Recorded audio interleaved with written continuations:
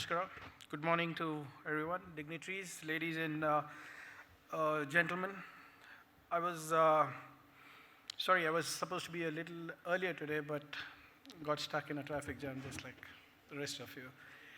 Uh, Apologies for that. And it's great to be here at the Economic Times AI Summit with the theme Making AI Work. I was a bit confused whether this was the theme or whether it's the problem statement. And after seeing the AWS presentation, as a government, I should be worried on job loss, I guess. But nevertheless, but like any other new technology, academia, research, corporates, industries, and governments are trying to figure out how artificial intelligence can be leveraged for smarter workplaces, better governance, and more importantly, the impact it will have on the entire ecosystem. I think the technology adoption of AI has been phenomenal. I haven't seen a technology being adopted so rapidly, so quickly ever. It took the internet 13 years for around 800 million users. But it took only 3 years for OpenAI to reach 800 million users. And the AI acceptability or the penetration of AI is 57% in India. And of course, we being the tech capital, we are the highest. Bengaluru is now among the top 5 AI and big data ecosystems in the world. We have jumped to number 8 in the global startup ecosystem ranking. And for AI to work, the government is quite in an engagement mode, I would say. We are listening to everyone. We are listening to corporates. We are listening to think tanks. We are listening to academicians. We are listening to corporates. We are listening to industry leaders from manufacturing and how disruptions will work. And we are following a 3P model: people, policy, and participation. So I'll just take a couple of minutes to explain what 3P, what we are doing as a government to understand and leverage AI. Number one, P is the people. The people is our strength. We have the deepest talent pool, not only in India, but in the world. And we hold 16% of the world's AI skilled workforce, and Bengaluru is the second largest AI talent hub as of now. In the Asia Pacific region, we rank number 1 for tech talent acquisition with 36% of tech talent concentrated in US and India. And Bengaluru is now in the next wave of AI-led innovation. And the World Economic Forum projects that 92 million jobs will be lost due to AI, but 170 million new jobs will be created globally by 2030. And that is why we are empowering our talent through a massive reskilling program called Nipuna. Probably it is India's biggest reskilling program with an allocation of 300 crores. And this is not something that the government is doing on its own. Like I said, we have set up emerging technology skill council, where we are talking to over 200 200 corporates and industry bodies, and asking them how AI is going to disrupt their vertical, their sector.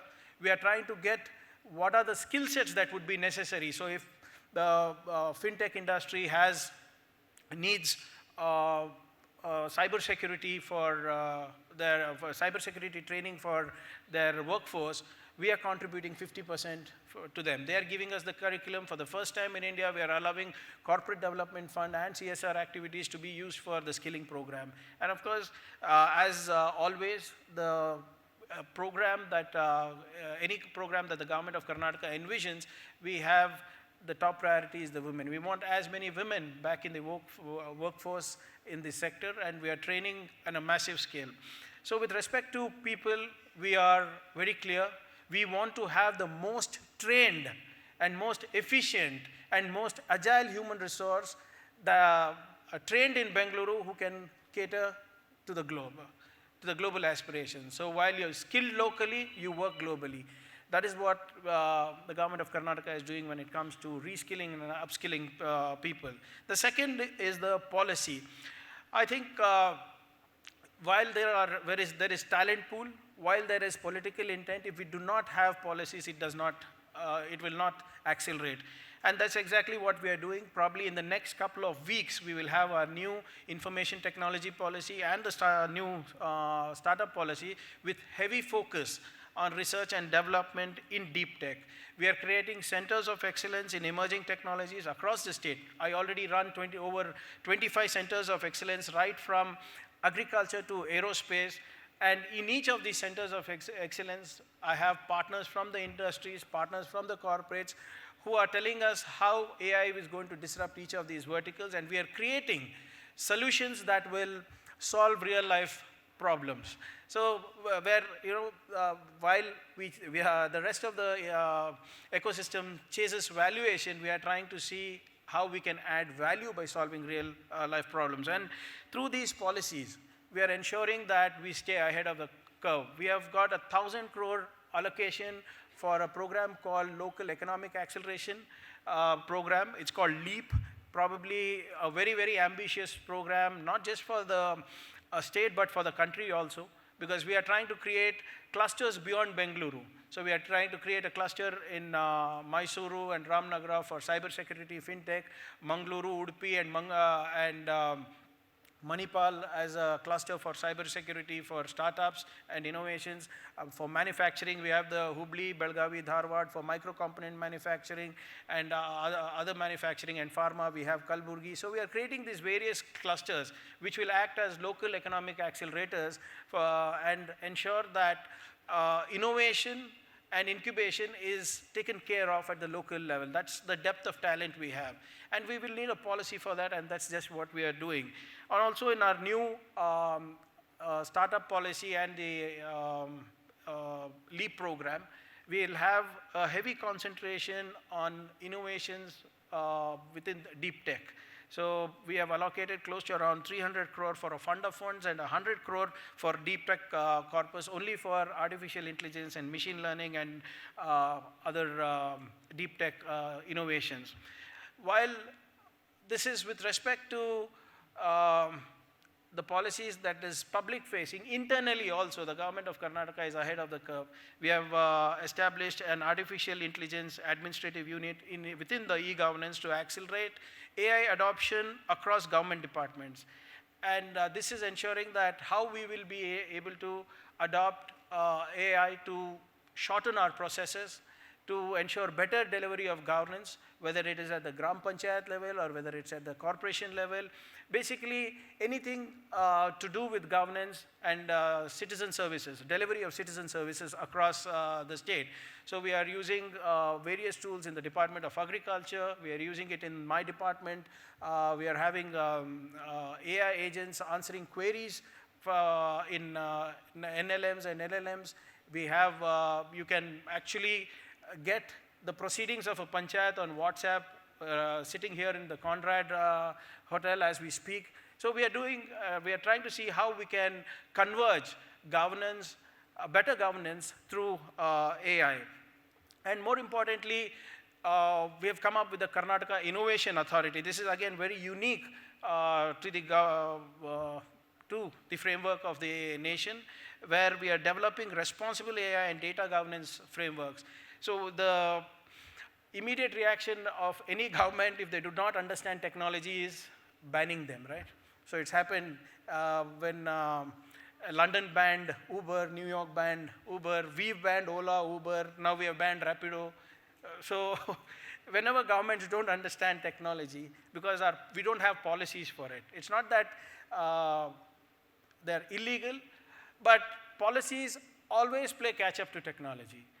And that is what we are, and I think innovation should not be curbed because we don't have a policy for it. As long as whatever you're doing is legal within the laws of the land, you should be allowed to thrive. So we have created the Karnataka Innovation Authority, where if we do not have a policy or if we do not have a rule for your innovation, we allow you to work in a sandbox, in a regulatory sandbox environment, so that while innovation thrives, there is no policy paralysis as well. So this is again a very first of its kind, and this has been launched, and a lot of startups have approached us with respect to health sciences, medical devices, and other innovations where we do not have a policy but are looking for a policy or a rule so that their innovation and their businesses thrive. So like I said, people, policies, and participation. What is participation? Participation, it means, according to me, is partnership. Government of Karnataka strongly believes progress is built on partnerships. We run centers of excellence right from aerospace to agriculture, like I said. For AI, we have the art park at the Indian Institute of Science. We run the Artificial Intelligence and Machine Learning Center from Indian Institute of Science again. We have the MINRO at IIIT-B, where we are driving R&D in AI for agriculture, healthcare, and mobility. And we strongly believe that if you want to walk far, we need partners. If you want to walk fast, we walk alone. But if you want to walk far, we need to do things together. And that's why we are partnering with industries, and we have also probably by November 18th or max 20th, we'll also be announcing an industry-led 101 crore deep tech fund, which will concentrate heavily on deep tech and in AI across verticals, so that innovation and investments go hand in hand. So it will be a partnership with the government. So our goal is very simple. Our goal is pretty bold, that we want to position Bengaluru as the talent capital of the world. We want to position Karnataka as the innovation destination for deep tech. And that is why we also have an alliance called the Global Innovation Alliance. So while we partner with industries, while we partner with other departments, we also partner across the globe. We have close to around 40 countries who are our members of the Innovation Alliance, and we have market access programs, we have soft landings for startups, we exchange innovative ideas in governance, and more importantly, we are trying to build a more sustainable future for each other.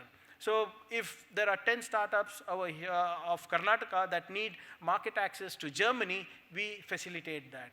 We help that, and vice versa. If German companies, German startups need market access to 1 billion people in India, Karnataka is the place for them to come and launch here.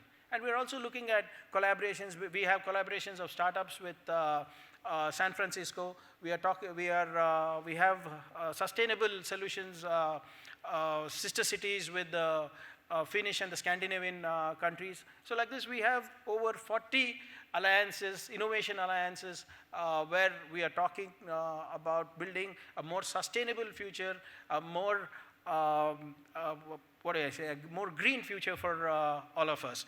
And I think this vision is going to help us not centralize AI or innovation, but democratize it. So like I said, people, where we are building skills, we are ensuring that we have the best agile talent in the world, back it up with policies, back it up with funding, and then participation. That is where these 3 Ps, people, policy, participation.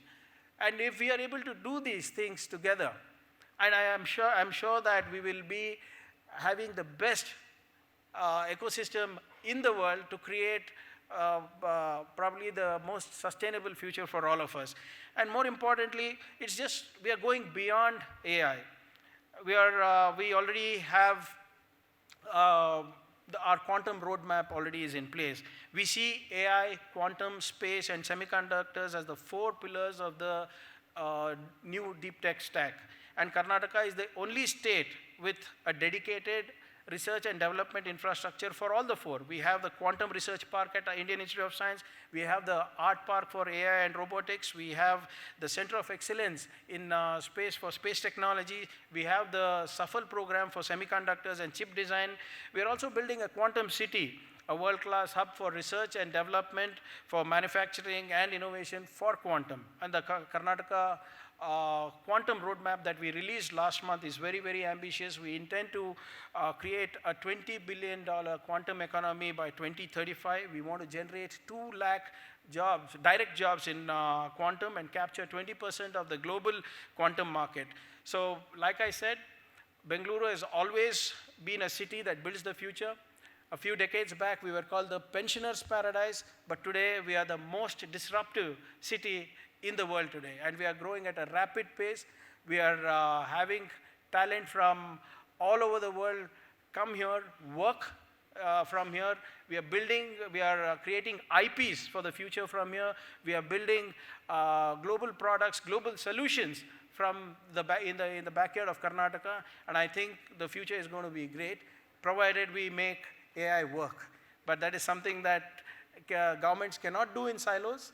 Government needs to understand this by working closely with partners like yourselves, and we cannot just be mere participants in this huge tsunami of change that is coming in. Like I said, I have never seen a technology being adopted so rapidly. And while we lead the way, we intend to be co-creators as well as shapers of the future. And together, through people, policy, and participation, we intend to ensure that Bengaluru becomes the most disruptive city in the world for innovation and sustainable growth. Thank you so much for your time, and thank you for your attention, and all the very best for the rest of the day. Thank you so much. Namaskar, sir. My name is Shirish from EXL, and thank you for the inspiring speech. My question is, nowadays we are looking at the competition between Karnataka and others, neighboring states. Can you be a bit louder? Sure. So nowadays we keep reading about the competition between Karnataka and our neighboring states. And I wanted to understand what you think is one thing that other states are doing that we can improve, and one of the best things that we do where we are actually ahead of the curve with respect to them. Thank you. Thank you. I knew this question will come to sooner than later. But, the problem is media doesn't cover me well enough. They cover the politics part of me. They never cover the policymaker part of me. So, well, you speak about competition. Let's not go by what I have to say. Most of you over here are technocrats. Let's read data as is. My IT services export last year stood at 4.5 lakh crores. 4.5 lakh crores. My closest competition was Hyderabad at 2.2 lakh crores. I am number 8 in the world startup ecosystem. They are not even in the top 100. Anybody? I'm the only Indian city. National bioeconomy, I contribute 21%. I am number 1 in biotech. I am number 1 in aerospace. I am number 1 in Deftronics and aerospace manufacturing. I am number 1 in biopharma. Then in GCC, more than 44% of all GCCs are located in Karnataka. Just to give you a context, last year, office space leasing for GCCs, I think it's an Economic Times report, so was 77 million square feet. 47% of that office leasing space happened here in Karnataka. This year, in the last 6 months, 14 million square feet has been leased out only for GCCs. Highest number of research and development happens from my city of Bengaluru. Out of the top Fortune 500, more than 450 are from Bengaluru. Highest IP filings are happening from Bengaluru. Out of 110 unicorns, 47 are from Bengaluru. 51% of soon-to-be unicorns are from Bengaluru. Then, of course, the highest number of migrant absorption is in Bengaluru. Tech talent is in Bengaluru. 40% of all engineering and research and development human resource is from Bengaluru. 40%. The next closest comes is NCR and Telangana put together is 26%. So where is the competition, sir? While competition is good because I get to learn a lot. And we constantly keep improving. I'm very glad that a big project went to my neighbor, right? And they were talking hugely about it. But at what cost?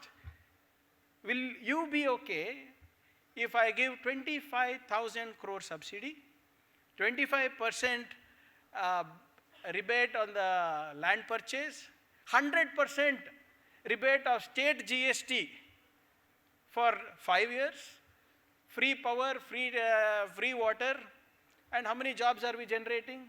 Hardly anything. So while I'm not saying that we should not have had it, of course we would love to have anything and everything, but we win some, we lose some. But have we lost something that we don't deserve? No. No state, no corporate or industry has left Karnataka after coming to the negotiating table with me or with Mr. M.B. Patel. That much I can assure you. And that is what makes us probably one of the most prosperous states in the country today. So while we appreciate competition, we love competition, data speaks for itself. And I hope you will speak for me henceforth.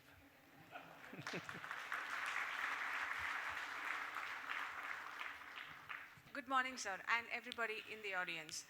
Thank you so much, actually, for joining us this morning. You had some of the impressive data at your fingertips, and while you humbly called out that we are far ahead in the competition and there is nobody even as a threat to us, how can we all over here can contribute even a small percentage to that flourishing Namma Karnataka and Namma Bengaluru by into some of the initiatives that you proudly called out, like say LEAP or Nipuna, etc. It was simply going over our head to see how Karnataka government is so very keen in the investments and intentional and conscious investments that it is making to make all of this happen for us. So how can we partner closely and make some genuine and significant contributions to these initiatives? Thank you. May I know with whom you work? I'm part of Synap Labs, sir. Oh, Synap Labs. Yeah. You need to tell your people to invest more here. And tell them to, no, see, much appreciated. See, we have various avenues where corporates and individuals can contribute. We have a Startup Karnataka policy where you can contribute as mentors. We have our centers of excellence. Like I said, I run over 25 centers of excellence, right from cyber security, deep tech, AI, robotics, agriculture, horticulture, marine biotech, wherein these things are not run only by the government. The government facilitates these things, we pay for it, and it is run by the industry for the industry. So we have partners across verticals, and anybody like whether it is for Nipuna Karnataka, where we are reskilling, these what to reskill the curriculum is not coming from me, it's coming from you. You are telling me that, Priyank, look, in fintech, this is what you need to do. In cybersecurity, this is what you need to do. In digital forensic, this is what you need to do. In e-commerce and retail, this is what you need to do. And we are taking your advice and we are becoming your partners. So whether it is individually or through corporates, you can partner with us with our centers of excellence, with our startup policy, through our LEAP program. Definitely, it will be great. You will find it very hard to believe. I was in Bengaluru a few days back. We close to around 850 people work in a Mangalore GCC, which is from Denmark. So we have the top Denmark leadership, Danish leadership sitting there. Morning they go to Shashitlu beach for surfing. By 9:30 they're back at work here. So we are quite disruptive by nature, and we'll be more than happy to partner with anybody and everybody who wants to contribute. It is not about everybody cannot contribute through funding or through investments. Your mentorship helps, your experience helps, your policy interventions help, your suggestions help. So we were the first ones to come up with the Global Capability Centers policy, the GCC policies. We had more than 200 contributors for it.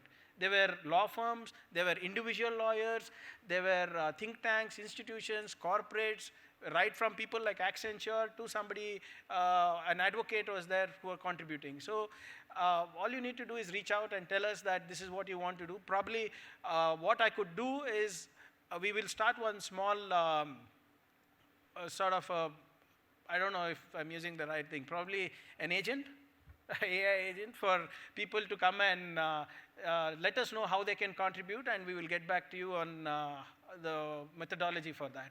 I think that's a good idea. So probably look at it if we can launch it at the Bengaluru Tech Summit on November 18th. Yeah, sure, thank you. Sir, my name is Krishna Idvalli.